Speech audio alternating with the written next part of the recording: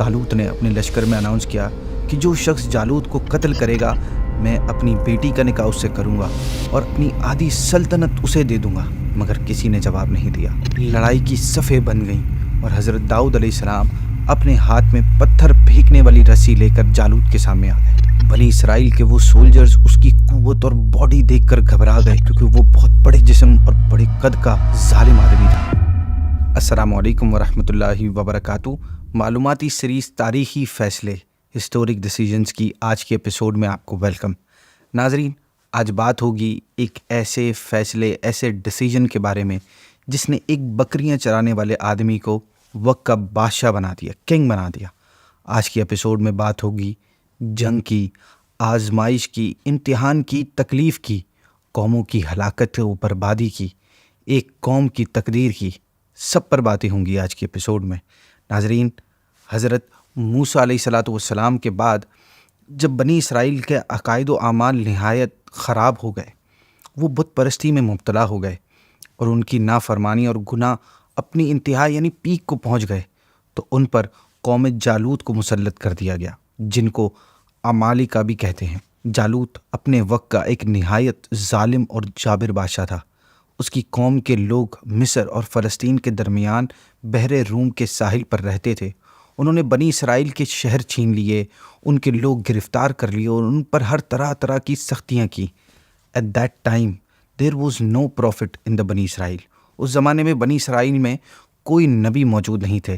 خاندان نبوت میں سے صرف ایک عورت باقی رہی تھی جو اس وقت امید سے تھی۔ ناظرین، پرانے وقتوں میں ایسا ہوتا تھا کہ بعض اوقات ایک ہی خاندان میں سے نبی آتے تھے، جیسے کہ حضرت ابراہیم علیہ السلام کے بعد جتنے بھی نبی آئے ہیں وہ آپ ہی کی اولاد سے آئے ہیں۔ پھر کچھ ٹائم بعد ان خاتون کے یہاں ایک بیٹے کی پیدائش ہوئی جن کا نام شمویل رکھا گیا۔ جب وہ بڑے ہوئے تو انہیں توریت کا علم حاصل کرنے کے لیے بیت المقدس کے شہر بھیجا گیا۔ وہاں پہ ایک بزرگ عالم دین ان کے سپرد ان کو کر دیا گیا۔ وہ آپ کے ساتھ بڑی شفقت کرتے اور آپ کو اپنا بیٹا کہتے تھے۔ جب حضرت شمویل علیہ السلام بالغ ہونے کی عمر کو پہنچے تو ایک رات آپ اس عالم کے قریب آرام فرما رہے تھے کہ حضرت جبریل علیہ السلام نے اسی عالم کی آواز میں یا شمویل کہہ کر پکارا۔ آپ عالم کے پاس گئے اور فرمایا کہ آپ نے مجھے پکارا۔ عالم نے اس خیال سے ان کے انکار کرنے سے کہیں آپ ڈر نہ جائیں یہ کہہ دیا کہ بیٹا تم سو جاؤ۔ پھر دوبارہ حضرت جبریل علیہ السلام نے اسی طرح پکارا اور آپ علیہ السلام پھر اس عالم کے پاس گئے۔ عالم نے کہا کہ بیٹا اگر اب میں تمہیں پھر پکاروں تو جواب نہ دینا۔ چنانچہ تیسری مرتبہ بھی حضرت جبریل علیہ السلام ظاہر ہو گئے اور انہوں نے آپ کو خوشخبری دی کہ اللہ پاک نے آپ کو نبوت کا منصب عطا فرمایا ہے، لہٰذا آپ اپنی قوم کی طرف جائیے اور اپنے رب کے احکام پہنچائیے۔ جب آپ علیہ السلام قوم کی طرف تشریف لائے تو انہوں نے آپ علیہ السلام کو نبی ماننے سے انکار کر دیا اور کہا کہ آپ اتنی جلدی کیسے نبی بن گئے؟ پھر انہوں نے کہا کہ اچھا اگر آپ نبی ہیں تو ہمارے لیے ایک بادشاہ مقرر کریں۔ بنی اسرائیل نے چونکہ بادشاہ مقرر کرنے کی درخواست دی تھی، چنانچہ حضرت شمویل علیہ السلام کو اللہ پاک کی طرف سے ایک عصا ملا اور بتایا گیا کہ the person who will be the king of your nation will be as tall as this scepter۔ جو شخص آپ کی قوم کا بادشاہ ہوگا اس کا قد اس عصے کے برابر ہوگا۔ چنانچہ لوگوں کی پیمائش کرنے پر طالوت کا قد اس عصے کے برابر نکلا۔ تو حضرت شمویل علیہ السلام نے فرمایا کہ میں تمہیں حکم الہی سے بنی اسرائیل کا بادشاہ مقرر کرتا ہوں، اور بنی اسرائیل سے فرمایا کہ اللہ پاک نے طالوت کو تمہارا بادشاہ بنا کر بھیجا ہے۔ بنی اسرائیل کے سرداروں نے اپنے نبی حضرت شمویل علیہ السلام سے کہا کہ نبوت تو لاوی بن یعقوب علیہ السلام کی اولاد میں چل رہی ہے اور سلطنت یہود بن یعقوب کی اولاد میں، تو طالوت تو ان دونوں خاندانوں میں سے نہیں ہے، پلس یہ ایک غریب آدمی بھی ہے، کوئی مال و دولت بھی اس کے پاس نہیں ہے، تو یہ بادشاہ کیسے ہو سکتا ہے؟ اس سے زیادہ بادشاہت کے حقدار تو ہم ہیں۔ ناظرین، اس معاملے میں یہ بنی اسرائیل کی پہلی نافرمانی تھی کہ اللہ پاک کے حکم کے مقابلے میں انہوں نے اپنا قیاس کیا اور بلا وجہ کی بحث کی۔ انہیں بتایا گیا کہ سلطنت کوئی وراثت نہیں ہے کہ کسی نسل اور خاندان کے ساتھ خاص ہو، اس کا دار و مدار صرف اللہ پاک کے فضل پر ہے۔ طالوت کو تم پر اللہ پاک نے بادشاہ مقرر کیا ہے، مزید وہ علم و قوت میں تم سے بڑھ کر ہے، اور چونکہ علم اور قوت سلطنت کے لیے بڑے مددگار ہوتے ہیں اس لیے وہی بادشاہت کا مستحق ہے۔ تفسیر میں آتا ہے کہ طالوت اس ٹائم میں تمام بنی اسرائیل میں سب سے زیادہ علم رکھتا تھا اور فزیکلی بھی بہت زیادہ اسٹرانگ اور ایکٹیو تھا۔ بنی اسرائیل نے چونکہ طالوت کی بادشاہت پر کوئی نشانی مانگی تھی، اس پر اللہ پاک کے حکم سے حضرت شمویل علیہ السلام نے فرمایا کہ طالوت کی بادشاہی کی نشانی یہ ہے کہ تمہارے پاس تمہارا وہ مشہور و معروف بابرکت تابوت واپس آ جائے گا، جس سے تمہیں تسکین ملتی تھی، سکون ملتا تھا، جس میں حضرت موسیٰ اور حضرت ہارون علیہ السلام کے تبرکات تھے۔ ناظرین، یہ تابوت اللہ پاک نے حضرت آدم علیہ السلام پر نازل فرمایا تھا، اور اس میں تمام انبیاء کرام علیہم الصلاۃ والسلام اور ان کے مکانات کی تصویریں تھیں، اور اس کے علاوہ انبیاء کرام علیہم السلام کے کئی تبرکات بھی اس صندوق میں تھے۔ یہ صندوق نسل در نسل منتقل ہوتا ہوا حضرت موسیٰ علیہ السلام تک پہنچا تھا۔ جب بنی اسرائیل کی حالت بہت خراب ہو گئی اور ان کی بد عملی بہت زیادہ بڑھ گئی تو اللہ پاک نے ان پر قوم عمالقہ کو مسلط کیا، اور وہ ان سے وہ تابوت چھین کر لے گئے اور اس تابوت کو گندی مقامات پر رکھا، اور اس کی بے حرمتی کی اور ان گستاخیوں کی وجہ سے عمالقہ کے لوگ طرح طرح کی بیماریوں اور بلاؤں میں مبتلا ہو گئے۔ ان کی 5 بستیاں ہلاک ہو گئی، اور انہیں یقین ہو گیا کہ تابوت کی توہین اور بے ادبی ان کی بربادی کا ریزن ہے۔ چنانچہ انہوں نے تابوت ایک بیل گاڑی پر رکھ کر بیلوں کو چھوڑ دیا، اور فرشتے اسے بنی اسرائیل کے سامنے طالوت کے پاس لے آئے۔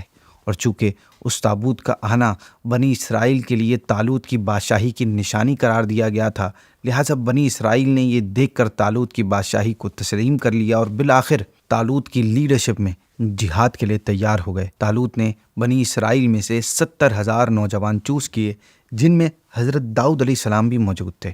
طالوت نے اپنی آرمی کو لے کر بیت المقدس سے روانہ ہوا۔ چونکہ بنی اسرائیل کا یہ سفر سخت گرمی میں تھا، لہٰذا جب گرمی کی وجہ سے ان سولجرز کو سخت پیاس لگی تو طالوت نے انہیں خبر دی کہ ان قریب ایک نہر آئے گی، but this is the time for the test, so don't drink water from that Kunal.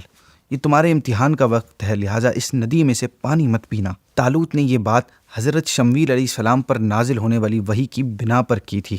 آپ نے فرمایا، جو اس نہر سے زیادہ پانی پیے گا وہ میری جماعت میں نہیں رہے گا، کیونکہ یہ ان کے لیے ایگزام تھا، ایک ٹیسٹ تھا کہ شدید پیاس کے وقت جو ثابت قدم رہے گا وہ آئندہ بھی ثابت قدم رہے گا اور سختیوں کا مقابلہ کر سکے گا، اور جو اس وقت اپنی خواہش کو اپنے اوپر حاوی کر لے گا وہ نافرمانی کرے گا، اور آئندہ کی سختیوں کو وہ کیسے برداشت کر سکے گا۔ صرف چلو بھر چند گھونٹ پی لینے کی اجازت تھی، سیر ہو کر مطلب پیٹ بھر کر پینا منع تھا۔ ناظرین، جب وہ نہر آئی تو بنی اسرائیل کی اکثریت اس امتحان میں ناکام ہو گئی، دے فیلڈ، اور انہوں نے جی بھر کر پانی پیا۔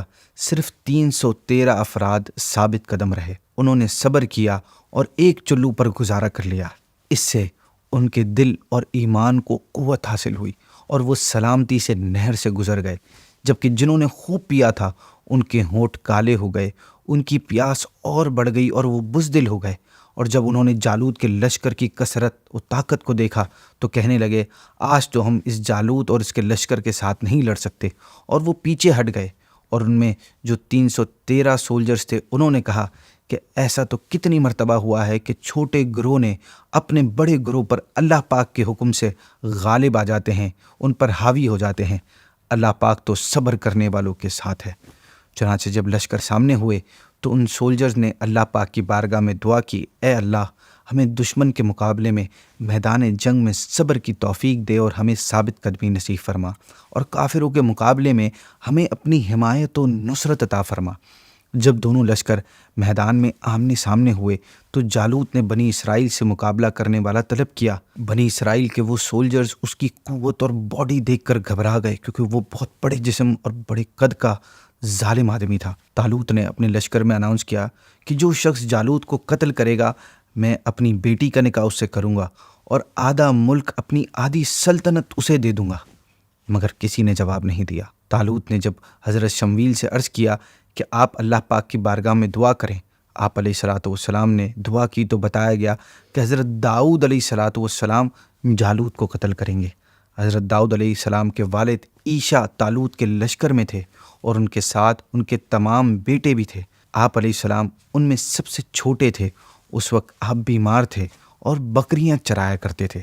جب طالوت نے آپ علیہ السلام سے عرض کیا کہ اگر آپ جالوت کو قتل کر دیں گے تو میں اپنی بیٹی سے آپ کی شادی کرا دوں گا اور آدھا ملک آپ کے نام کر دوں گا، تو آپ علیہ السلام نے اس پیشکش کو قبول فرما لیا اور جالوت کی طرف روانہ ہو گئے۔ لڑائی کی صفیں بن گئیں اور حضرت داؤد علیہ السلام اپنے ہاتھ میں پتھر پھینکنے والی رسی لے کر جالوت کے سامنے آ گئے۔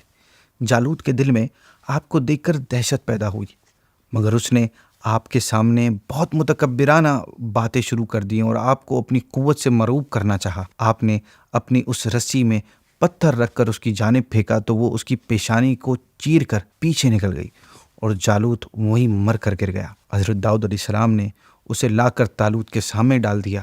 تمام بنی اسرائیل جالوت کی موت سے بڑے خوش ہوئے اور پھر وعدے کے مطابق طالوت نے حضرت داؤد علیہ السلام کو آدھی سلطنت کا مالک بنانے کا فیصلہ کیا۔ پھر آدھی سلطنت دینے کے ساتھ ساتھ اپنی بیٹی کا نکاح بھی آپ کے ساتھ کر دیا۔ طالوت کے اس فیصلے سے آپ علیہ السلام پہلے طالوت کی آدھی بادشاہت کے، پھر طالوت کی وفات کے بعد پوری سلطنت کے بادشاہ بن گئے۔ اللہ پاک نے آپ علیہ السلام کو حکومت اور نبوت دونوں عطا فرمائے اور آپ کو جو چاہا وہ سکھایا، آپ کو جانوروں کی بولیاں سمجھنے کی صلاحیت کے ساتھ اور بہت سے انعامات سے نوازا۔ ناظرین، اسی کے ساتھ آج کی ایپیسوڈ کو اینڈ کرتے ہیں۔ انشاءاللہ کل آپ سے پھر ملاقات ہوگی ایک نئے فیصلے، نئی ایپیسوڈ کے ساتھ۔ السلام علیکم ورحمۃ اللہ وبرکاتہ۔